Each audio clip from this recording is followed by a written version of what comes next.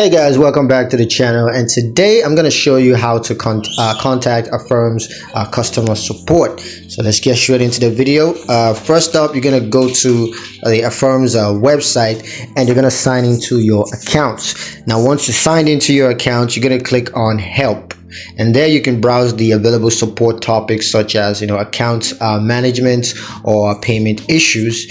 Now just select the topic that interests you and review the available resources. Next, you're going to contact Affirm's customer support through phone number, the email, or you can do that through chat. So you can use whichever one of these options to contact Affirm's customer support, and just provide your account information and explain your issues to them. And to do that, so you just gotta wait for Affirm's customer support to respond and resolve your issue.